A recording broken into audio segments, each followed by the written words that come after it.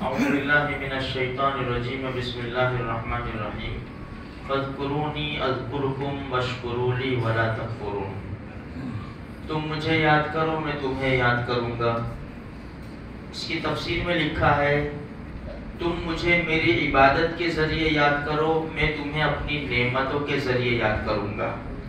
واشکروا لی ولا تکفرون، میری ناشکری مت کرنا. شکر کرو میری ناشکری مت کرنا. جب کسی نعمت کی ناشکری ہوتی ہے وہ نعمت چھین لی جاتی ہے. اللہ کا بہت بڑا کرم اور احسان ہے، اللہ نے ہماری زندگی کو بڑھایا. اللہ اور ہماری زندگیوں میں برکت نصیب فرماوے اور نیک اعمال کی توفیق نصیب فرماوے. آمین.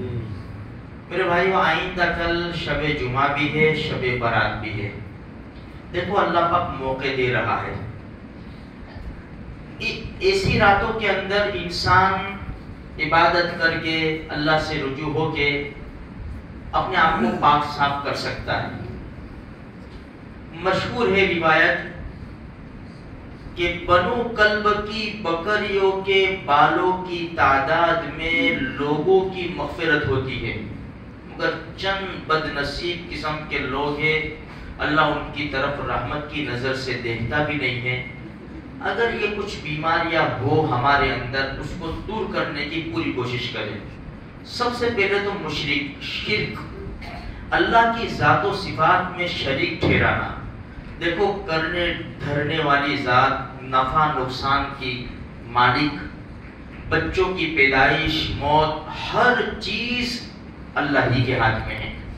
یہ ہمارا ایمان اور یقین ہونا چاہیے. اس لیے کہ اللہ کے رسول سے لے کر اولیاء کرام کی مقدس جماعت نے سب نے مانگا تو اللہ ہی سے مانگا. اللہ کے پاس سب سے بڑی ہستی جناب محمد الرسول اللہ صلی اللہ علیہ وسلم کی ذات اقدس ہے. کوئی بھی ضرورت پیش آئی فوراً ہاتھ اٹھائے.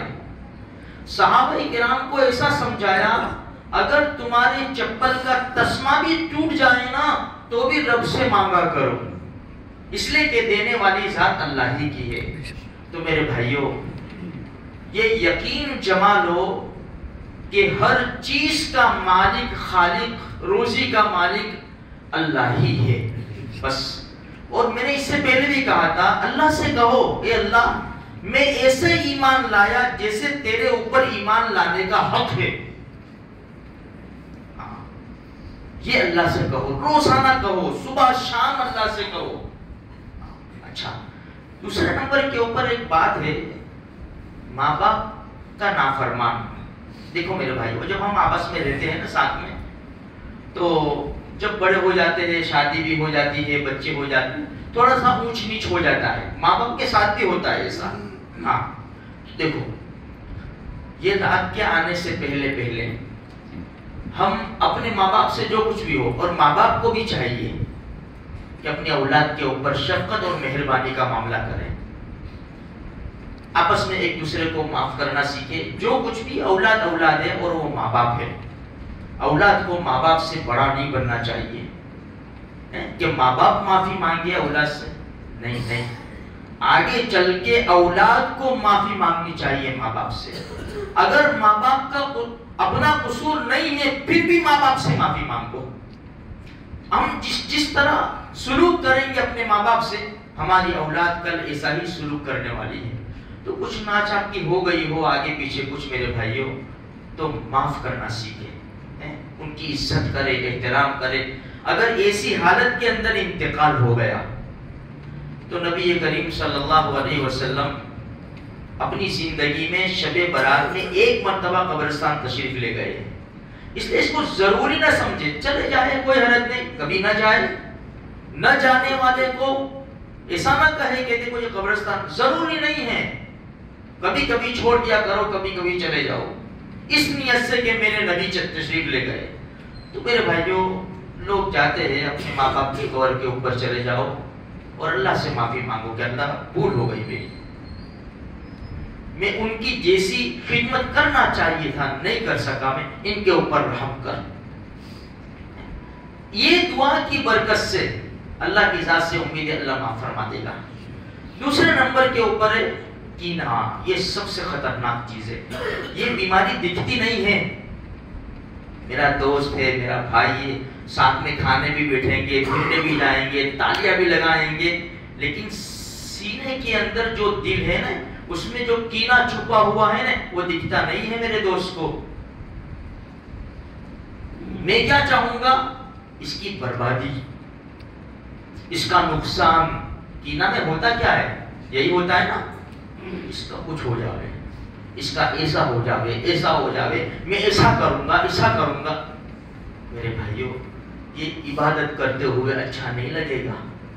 قرآن کریم کی تلاوت کرتے ہوئے اچھا، آپ معاف کرو، معاف کرو. جس کی دشمنی اگر سینے میں ہے نا، اگر نماز میں خیال آ گیا نا، تو پھر کہاں سے کہاں گاڑی جائے گی، کب نماز ختم ہو جائے گی، کب پارا پورا ہو جائے گا، کچھ پتا نہیں چلے گا. معاف کرنا سیکھو. کیا لے کے جائیں گے میرے بھائی، کیا لے کے جائیں گے ہم معاف کریں گے چھوٹے باپ کے نہیں ہو جائیں گے. من تواضع للہ رفعہ اللہ، جو اللہ کے لیے اپنے آپ کو جھکائے گا، اللہ اس کو اٹھائے گا.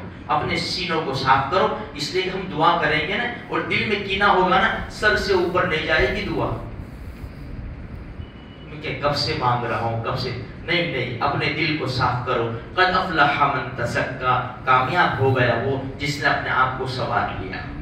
اور آخری بات، شرابی ہم نہیں پیتے. جو جس کو جانتے ہیں اس کو سمجھاوے. بہت بری بلا ہے، بہت بری چیز ہے. موت کے وقت کلمے کا بھی مسئلہ آ جاتا ہے. جو ہمیشہ کا عادی ہے، ہمیشہ شراب پیتا ہے، اس کو عادت پڑ گئی ہے. میرے بھائیوں، ہم اپنی عزت کو قربان کر کے اپنے بھائی کو سمجھانے کی کوشش کریں. ایک دو مرتبہ نہیں، ہمارے نبی ابو جہل کے پاس کئی مرتبہ گئے. ابو جہل نے کہہ دیا، محمد جاؤ، اگر تم کہتے ہو نا کہ قیامت آئے گی، زندہ ہوں گا، میں گواہی دے دوں گا، اب میرے پاس مت آنا. پھر بھی اللہ کے رسول جاتے تھے کہ کبھی ایمان لے آ گئے. اگر 10 مرتبہ اپنے بھائی کے پاس گئے نا، نرم دل لے کر 2 رکعت نماز پڑھ کے، میرے بھائی اگر تمہارے 2 لفظ سے، میرے 2 لفظ سے اگر میرے بھائی نے شراب چھوڑ دی نا، تو دنیا بھی، میری بھی دنیا سنور جائے گی، آخرت بھی سنور جائے گی.